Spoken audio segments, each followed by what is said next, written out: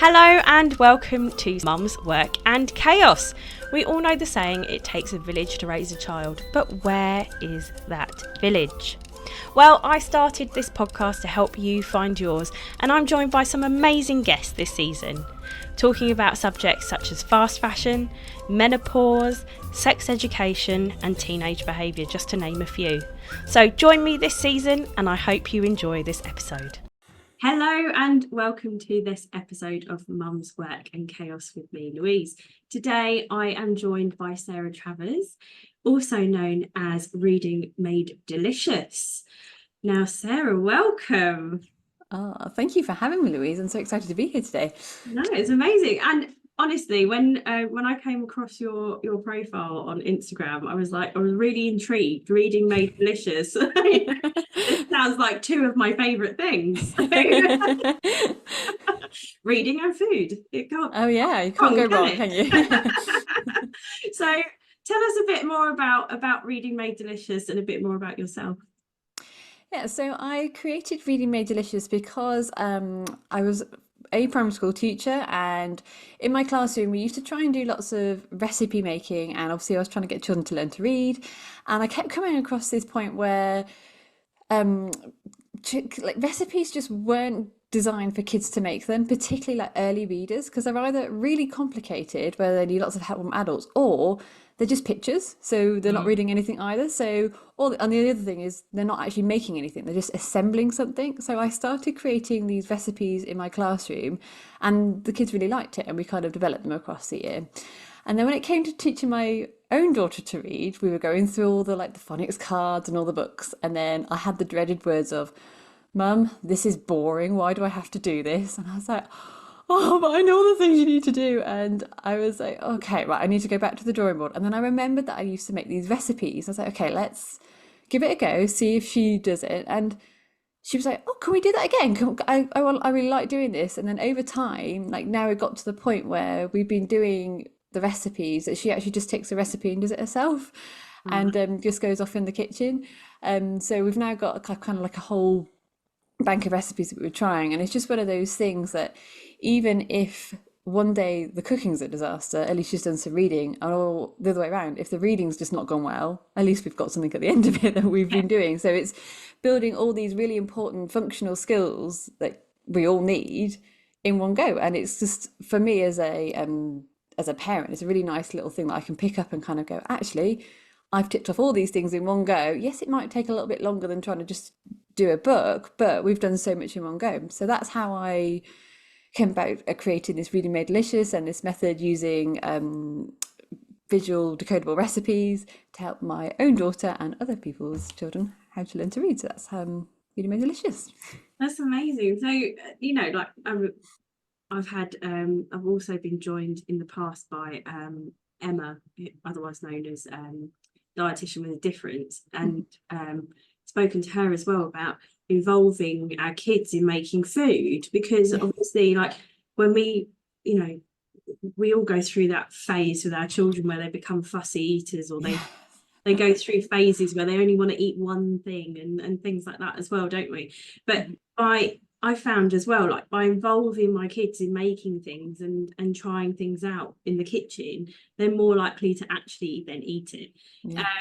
And then I was also joined by another lady, Samantha, Fussy Food Plates, and she designs these beautiful little plates with faces on, and you can assemble your food to create hair and beards and earrings and all sorts of stuff, and it's just really fun. And again, since I started using those plates, my kids are actually joining in, trying things, and they're like, "Oh, I can make eyebrows out of carrot," stuff like that. It's really fun, and then they again try more food and enjoy the process more. So I mean, I can 100% see why these recipes and things are going to be so much more engaging for them. But by involving them in the kitchen, you're also helping them develop their fine motor skills and things, well, aren't you? By helping, joining in with cutting and and even things like, before we do writing, we look at gross motor. So holding a bowl and trying to stir a bowl is not an easy task. No. When you and for a 4 or 5 year old to do it, to actually, you almost have to teach them to hold the ball, keep it on that big action. That's what we need before kids actually sit down and learn to write. Like, and Yeah. we quite often forget that they need all those big gross motor skills before they can do the fine motor ones. And like cooking has all of that like involved with it. And it's, yeah, as we said, it's something that they need to learn to do. And it's involving so many skills that they need to learn as well. Yeah, I think like I know that my middle one and my youngest, they both go to the same nursery, and it's secretly a Montessori nursery in that they do a lot of Montessori stuff. They just don't advertise that they are. And so, like my middle one, she's 4 now. She's starting school in September, and she's been cutting up fruit and vegetables for a long time. And now they're starting to trust my youngest with the Montessori knives and things. It's just like, okay. But they come home with all sorts, and at the moment they're doing this big thing where they're traveling to different countries each month, and they've just done India, so they came back with samosas last week, and they tried them again because they made them, and that's the really lovely thing about it, is that they learned how to make the thing. They were using their cutlery to help cut things up and fill the pastry, and then they watched them being cooked, and then they actually ate them. I was just like, they ate samosas, which was amazing. I mean, like, it was nursery samosas, so it was probably like a bit of sweet corn, a bit of this, a bit of snot. You never know quite what's going to end up in things made at nursery. Oh yeah. But at least they did it and they tried it. So what sort of resources do you have available for people that are interested in trying out these sorts of recipes and ways of doing things? So the first thing you kind of need to think about if you are going to help your child with recipes is actually kind of getting your workspace set up and your kitchen set up, because if your child can't access the station, they're not going to be able to fully get involved in using a recipe or even doing cooking anyway. So it might be something as simple as making sure that they have steps so that they can step up to the surface, or you might actually decide that you're going to do it on a dining room table so they can sit down. But that access is really important. And obviously, as they get taller and older, they're not going to need it so much. But for very small children, making sure they can reach it. And I also make to make sure that I've got steps which kind of like they can lean over a little bit as well, so they're not going to like fall over. I know a lot of it comes from is all the things like the being able to access things, knives and heat. You kind of, it's more the kind of, for us as parents, you're kind of like, that's the scary thing. My child's got a knife in their hand, or like they're going near an oven that is just like, so making them aware of those kind of like the hazards of a kitchen as well is really important too. But giving them opportunities to use them, as though no, like a knife sounds scary, but as you said, like your children at nursery have been given like the progression of knives. So it might be that you use a plastic knife and you're cutting bananas to start with. You're not going to go full in with the sharpest knife you've got and go into something like I can't think of anything hard right now, but you know what I mean. Like it was going to be really tricky to cut, but like building up those skills so that eventually that actually, and it happens quite quickly once they've got the kind of hang of it. Like they'll be able to progress to like a butter knife and onto a sharper knife, and like they're always really proud of them. Like, oh look, I can use this now. Look, and you're not like, you're still kind of, you're trying to keep the cool, aren't you? Like, okay, I'm still slightly nervous that you've got a knife in your hand, but you show me using it safely. But yeah, so like progressing up to that, and then once they've kind of got the hang of, you've got your workspace set up, making sure you're not giving them too much to kind of deal with at once. So not going in with the most complicated recipe with all the ingredients, keeping it really simple and what they need just in front of them. And if as soon as they've used it, almost move it out of the way so that they can't see it. And when you're looking for recipes to start working with your children, look for one that's got cups, because cups recipes for little kids is much easier than a recipe with grams or ounces, depending on which one you use. Most people tend to use grams, but cups are much easier because one, it's for a 4 or 5-year-old, it's easier to kind of see, and they're dealing with much smaller numbers. So like you're going to be using 1 cup, 2 cups rather than 200 grams, 300 grams, which uses far more like number recognition. And then also a little thing with it is as well, cups is a CVC word, so cups. It's a really easy word to start introducing them to understand to read it. So it's like one of the most basic words you could read compared to grams, which is obviously longer. And then you can actually be showing them that word. And every time you're using that cups recipe, it's getting them used to that word, and they will begin to recognize it. So that's also another thing to be looking out for to get started with recipes and helping your child with reading. Yeah, so I mean, this is all part of the fun of Mhm. phonics. And if you're a parent who hasn't got a child in school already, then you have all of this fun to come, because yeah, yeah, phonics is just one of those things, isn't it? They Mhm. come home, they've got their little book with their phonics, or like the sheets. We went to we had to go to one evening with their class teacher. Mhm. They literally sat down and they were like, "This is how phonics works," because we Yeah, were because just, it's different to how oh, we all it might be that you learned how to use it, but it's so long ago we can't remember it as well. this is the thing. It's like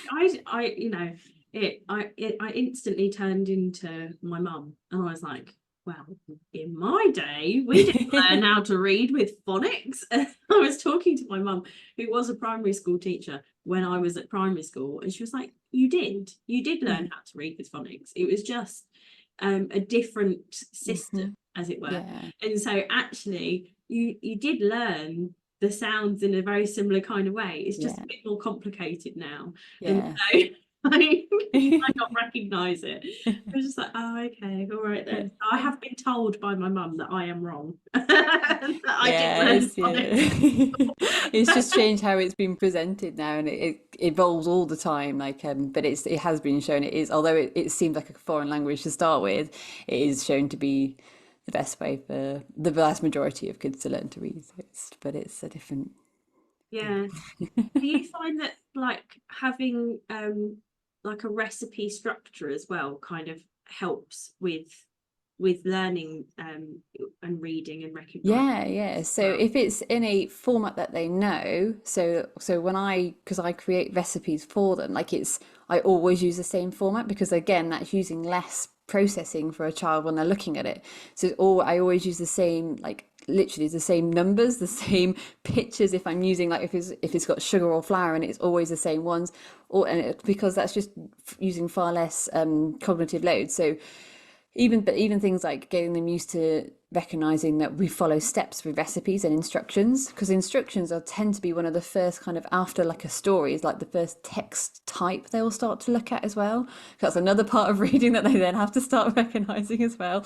Yeah. But it's one of the simplest ones that you can be doing there, and showing, because another thing that you're told as a parent is that you need to be showing your child reading, but trying to fit showing your child you reading is it almost impossible as a parent, isn't it? Because when do you have time to sit down and kind of look at a book? Even if you want to, you'll get interrupted 10 times before you even open the first Exactly. page. I mean, I've got three kids. I have an 8-year-old who has so far managed to finish 4 books over half term, which is just insane. And 2 of those were chapter books. Um, and like this is the kid who hated reading, Oh, and wow. she got stuck on phonics as well. Like Yeah, she has ADHD, and she is a proper rule follower. And yeah, so she got really stuck into like I have to say h o all d hold, kind of yeah. thing. I'm getting past that. And then couldn't get past the fact that she didn't have to sound out the word anymore if she knew the word. Yeah. And so in the end I had to get my friend, me and her teacher both spoke to her about it, but of course no, It couldn't come from you. It it had to couldn't come come from from someone else. either of us. So I took her to my friend's bookshop, and I was like, please talk to her about, like, and she was like, yeah, sure. So they sat on the sofa together, and she was like, oh, Asna, I heard you're getting really good at reading. Yeah, do you want to go out reading a book with me? So they sat down on the sofa, had a quick little read, and Tash was like, no, you don't have to sound the word out if you know and recognise the word. And she was like, really? She's like, yeah, I spoke to Mrs. Smart, and Mrs. Smart told me this. You don't have to do it anymore. She was like, oh, okay. and start doing it. And it it. was just like, why is it when you speak to someone, Oh yeah, and they start doing certain it. people, it just clicks, doesn't it? It's so annoying. But it's like when you, oh, anyway, yeah. It's very frustrating when that happens. But Yeah. I mean, like, you get there in the end, but the kids have to eat. And that is Hmm. like the one thing, as a parent, other than the continuous pile of laundry, Yeah. that is a burden on your Yeah. life, is having to feed everyone Them. all the Yeah, like time. And every day, 3 times a day. exactly, What for the is rest of my life. this? So this is the thing, isn't it? And so Yeah. by involving them in the process of Hmm. cooking and everything anyway, they're getting your attention for a Yeah. start, which is the one thing that they want all the time. They are you're involving them in an engaging activity, and then they're probably more likely to actually eat the thing at the end of it. And if not, they've been picking the whole way through, and so they've actually got food in their bellies.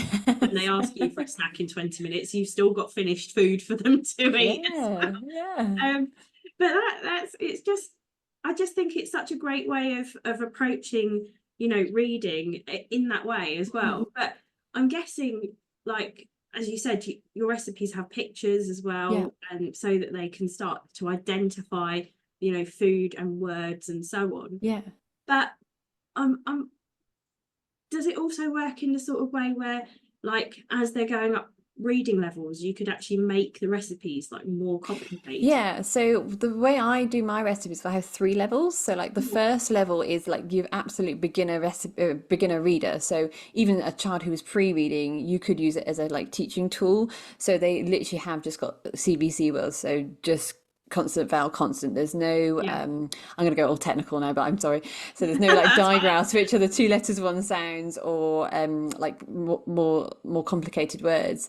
So it's very much the picture and like cups or spoon, but spoon, I have a picture above it so they can get used to that kind of thing. And then Yeah. like the next level I have in there is beginning to introduce the digress. So 2 letters, one sound. So like your ch, your sh. And I am going to apologize because I know on a podcast sometimes it doesn't always pick up phonics sounds. So I do apologize if it's kind of not coming through. I have my own podcast and I find it all the time. I'm saying it and then it just disappears. So I know it's a really strange, like very niche thing, but I know it doesn't pick it up. Um, so so then you've got that level, and then I have the third level, which is looking more at fluency. And so a child, there's a few pictures in there, but most of it is just those basic words. So that by that point, it is your child who's more kind of at the age of like year one, year two. They've pretty much mastering the phonics side of things. They're now looking to kind of speed up their reading, and they can just take a recipe and off they go. So it's yeah, it's like I've spent a long time working it all out, and kind of Yeah. you need that progression because some kids, yes, they're great in the kitchen, but they haven't got the reading skills, and the other way around, where actually they're an okay reader, they just kind of need to have a go at cooking. So it's Yeah. develops that way.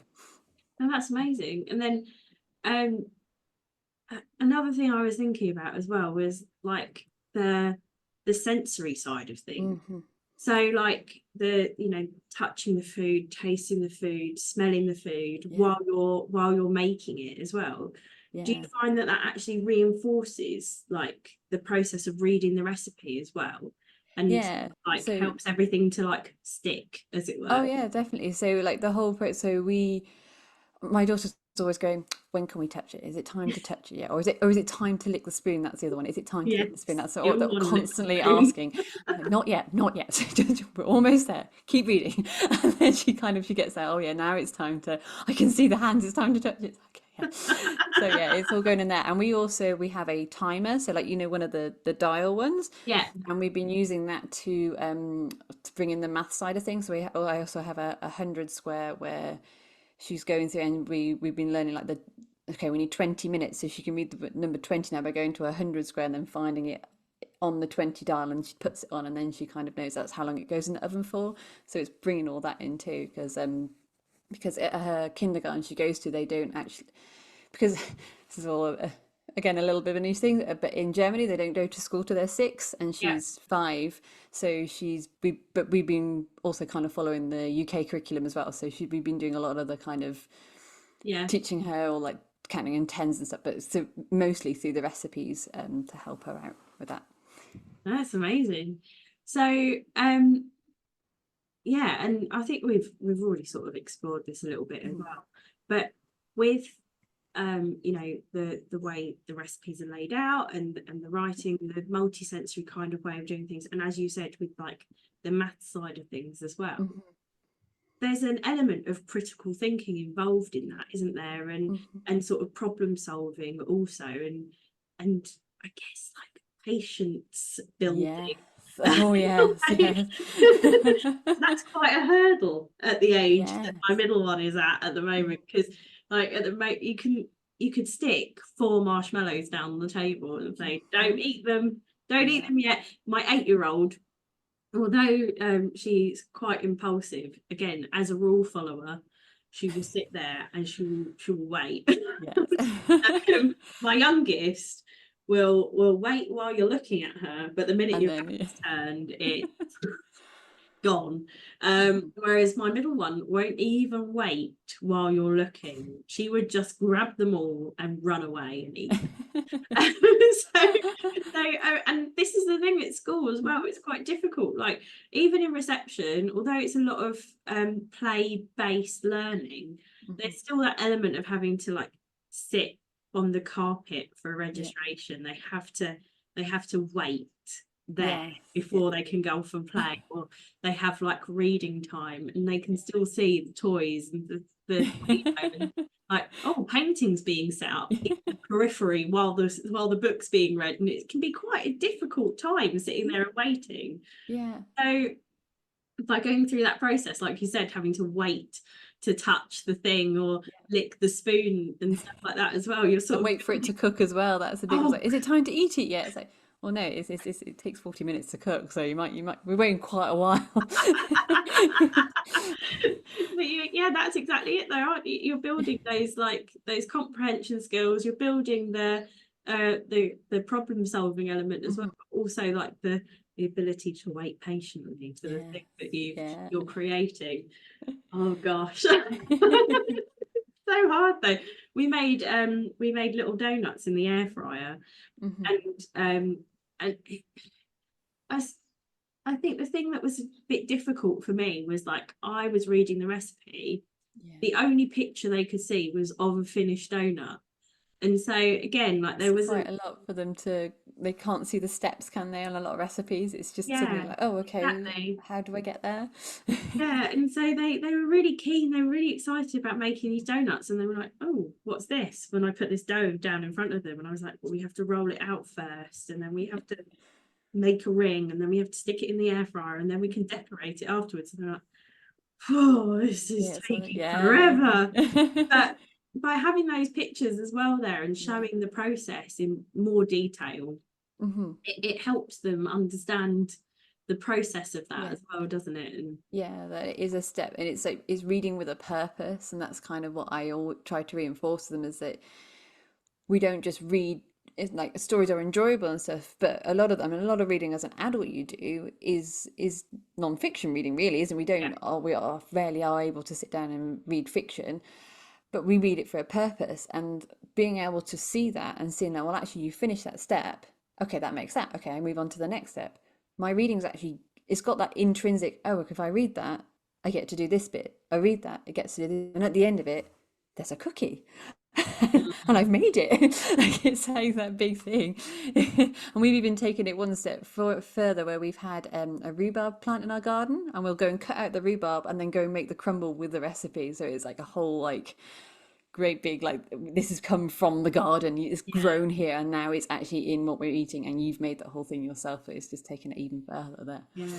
So we moved house in August last year, so we're coming up to a year in our new house, and one of the things we inherited was a greenhouse. Oh, wow. And now my husband's like, we can grow things. Like, right, okay, well, yeah, we wanted to Just get to add used to. more to the things you need to do, Oh, grow something exactly. as well.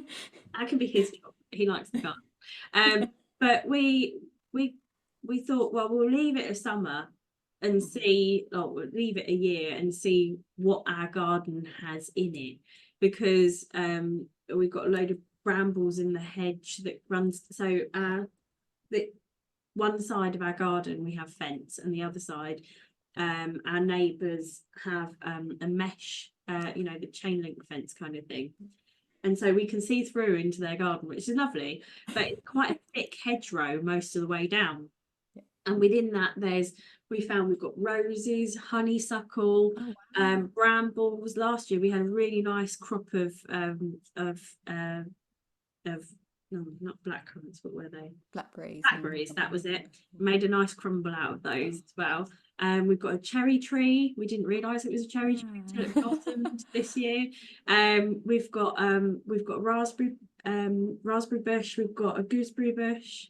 And so we're sort of learning more about the things that we have in our garden. The kids keep seeing all these flowers and things popping up, and learning all about the fruits. And they went blackberry picking last year, and so I'm really excited. Like, we're getting loads and loads of raspberries growing on this bush, and so I'm starting to get quite excited about the kids picking the raspberries, and I'm trying to think of ways that we can protect the gooseberries, because we've got loads we've got so many trees and there's loads of birds in our garden, and so I'm half thinking like of putting a net round it to try and protect it. And my husband's like, "You are bonkers, like what are you doing?" But I just think, it would be great if we did start like growing more things like tomatoes and cucumbers and stuff, because my kids could eat those for days. And if we could grow them in the garden, then they get to see that process of it as well. And so then they're involved in the growing of it, they're involved in the cooking of it, they're more likely to then be involved in the eating of it. But that's the nice thing about it. And I think as well, like, there's so many benefits to them being used to cooking in the kitchen, as well as, like, as we said, the gross motor skills, which leads to fine motor skills, and the problem solving, and the more structured way of following something to learn to read, and the pictorial and word associations and CVCs and so on. There is an element of storytelling to it as well, isn't there? Because you could easily say to them, okay, well, now we've read the recipe, we've made the thing, how could we like expand on it? What other words could we use? Like, how could we tell the story of what we did? Can you tell Daddy what we did? And then that gives them that chance to recall and tell their story on afterwards as well, doesn't it? And it's a nice activity as well. We've done it, we're giving it to like a grandparent to do with them, or sometimes, like, so today we actually made pizza, but Daddy did it with them instead of me doing it for once, and she was very much telling them, this is the way we normally do it, it's this way. But like, it was like you're able to read it, but someone else can take it on as well. It doesn't necessarily have to be just mum doing it. It could be anyone who is wants to get involved, because quite often it is. I know when I was a child, I used to always be cooking with my nan, and I still remember it now. It's quite kind of like almost like a core memory, isn't it? Like helping in the kitchen. So it's something that could be also, well, I say outsourced, but it effectively is, isn't it? Like, you could be doing that too, but a bit of reading in that way. Well, that's the thing. Like, my mum used to make cupcakes and things with my eldest, and she focuses more on like crafty stuff with the younger two, like cutting and sticking and colouring and stuff. And I guess she didn't really start making like food cupcakes and things with my eldest until she was about Could read, probably. she was about 4 or 5, and she started going for like sleepovers and things like during the holidays, because when she was little she would go for like a sleepover every now and again, but it was only when she started going to school, and we were all in the same bubble during COVID as well, that Mum would have her more regularly for sleepovers during the holidays and half term and stuff like that, because we both work full time. It meant that it gave us a couple of days without having to rely on clubs and play dates and things like that.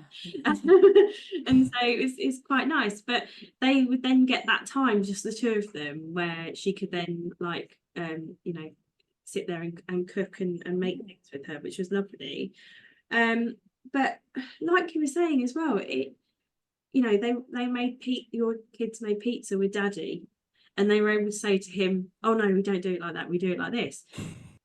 they're recalling the Yeah, recipe and the yeah. process as well, aren't they? So that's helping again. And quite often now she teaches her younger sister to do it, and they'll tell me to leave the kitchen like, no, we're doing it today, mummy. And I don't stand too far away because I can just hear the, oh no, the yeast's on the floor. It was it the other day. I was like, oh, okay, I'm gonna stay calm.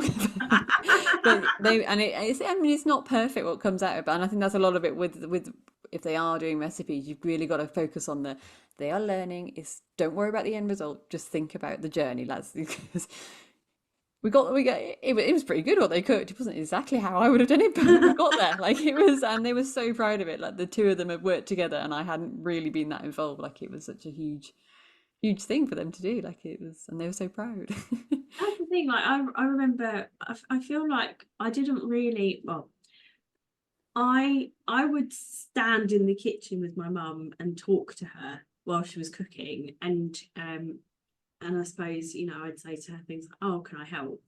And so she taught me how to use a knife. But I was much older. I was, Yeah. probably 10, 11 by the time I really started helping cook dinner and stuff like that.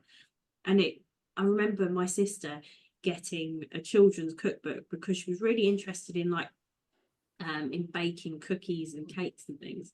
Whereas I was more interested in actually making like dinner.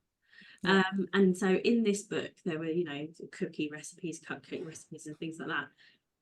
But then there were also recipes for like making a stir fry, making a bolognese and things. And so I got really addicted to making stir fries for my family. But it was something that you could like adapt quite easily. And so Yeah. like even though the recipe said, oh, you have, put like a carrot in and this and that, if you didn't like something, you could just take it out. Or if you wanted to try something different, then you could whack it in there. And it was really easy and it was quick. And so it was really satisfying because you could produce this thing really quickly, and feed everyone quite quickly as well. And so I got really addicted to stir fries. But I think that's the other thing is like being able to sit there and say, oh, okay, oh, I guess say you want to make cookies, great. But you don't want chocolate chips this time, you want to try something else. Okay, great, we'll put Smarties in instead or something. And they can learn that you can adapt and change things as well, can't you? So you don't have to stick to the recipe 100%. But it sounds amazing, and like I'm definitely going to be trying it with my kids, and trying out, especially with Indy starting school in September. I just think it's such a good time to utilize summer holidays now, Yeah. to prepare her for school and get her used to like seeing the words and things. Like she started picking up books and she's like reading them from the pictures. Yeah. I feel like we're now in that position where we can start introducing like basic words and things. Yeah. And if you're doing it through a recipe, it's almost like you can do it and then you can show those, just there's only a few sounds, show those few sounds, and even showing a child like the sounds and then blending it together. So put sounding it out and then blending it together. And for you, as if I've got a child starting to school, what you can be beginning to do is having a look at what those sounds make, because that's one of the other things as well, is like you'll find that the teacher will be saying to try to use what we call pure sounds. So learning, having a go at getting those ready, and then having a go trying to use them with your child as much as you can, because it again can be a little bit of a different different way of thinking, but then putting it back together for them and just showing them that is also the mechanics of what's going on in their mind, particularly before they start school. And I mean, I've interviewed lots and lots of teachers, and they've all said the more pre-reading that you can do, so what we call phonological awareness, almost reading with the lights off.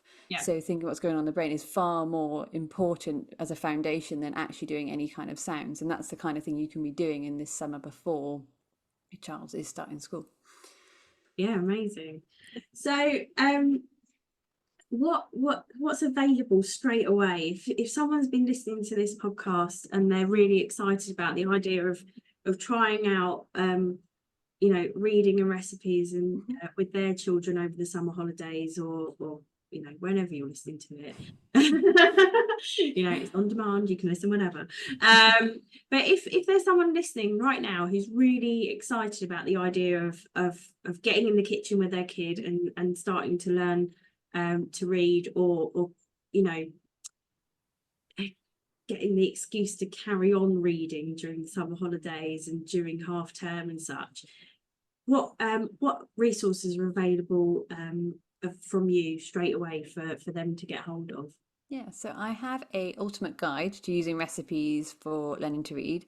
And I think I'm going to give you the link for that so you can find that out. But if you go to my website at www.readingmadedelicious.com, there is a pink button on there. And if you click on that, you'll be able to grab the guide. And that has got 10 of the most asked questions about learning to read using recipes. It goes through how you can set up your kitchen, how to use recipes for a pre-reader, and also for children who are dyslexic as well, because that's quite it's a really useful tool for children who are finding reading a little bit difficult as well.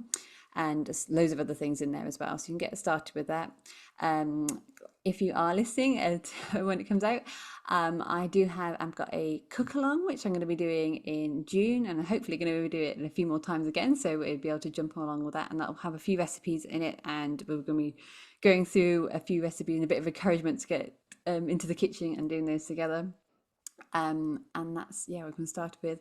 And if you're kind of listening and thinking, oh my goodness, what are all those phonics things that she's talking about, I actually have a podcast, and there are loads of episodes in there where it actually breaks down a lot of the phonics terminology and lots of different ways you can help your child with learning to read at home as well, because I know it's a tricky thing to get your head around, and I've put it in an audio format because I know as a parent, if you can just put one headphone in whilst you're doing the washing up, was so much, so that's why I've been put it into an audio format so people can digest that's part of the reason why I started this podcast, because I just feel like, as a parent, there's so much, we have such a mental load anyway, as well as our own calendars. We also have to manage our child's social life, keep on top of all the laundry, the house cleaning, and so on. And so being able to find loads of different information in one place where you can pick and choose and have access to experts like yourself, it just makes life so much easier than having to search for it, scroll for it, and navigate your way through all of the fake, bogus information that is out there at the moment. I quite often find with reading as well, a lot of it is US based, and although it's fairly similar, there are differences. So if you are looking for that as well, make sure it is UK based if your child is in the UK, because there's not big differences, but they are subtle differences. They do things ever so slightly different there, and you don't want to start going down the wrong path when there are resources out there that can help you with a child. Amazing. Well, all of the information that Sarah's mentioned will be in the show notes, but I'll also make sure that the link to your ultimate guide is over on the resources section of the website. And when you have confirmed the date for the cook along as well, do send me the information, and I'll share it on my account also, and hopefully I will join you for that along with my lot of crazy kids, and we can get them involved in the kitchen too. But thank you so much for joining me today. Thank you so much for having me, Louise. It's been great talking to you. Yeah, I really enjoyed our conversation. It's been great, and I feel really inspired now, so I will attempt something on Sunday morning. Hopefully they can help me with pancakes or something. But yeah, I will, as I said, all of the information is in the show notes, so if there's anything that you want to know or learn more about, just scroll down and click the links in there, and head over to mumsworkandchaos.co.uk, and you'll find even more information in the resources section there. If you enjoyed this episode of Mum's Work and Chaos, please make sure to subscribe on whatever podcasting channel you're listening on at the moment. Or if you'd like to get involved, feel free to email me at mumsworkandchaos@gmail.com, or follow us on Instagram at mumsworkandchaos. See you then.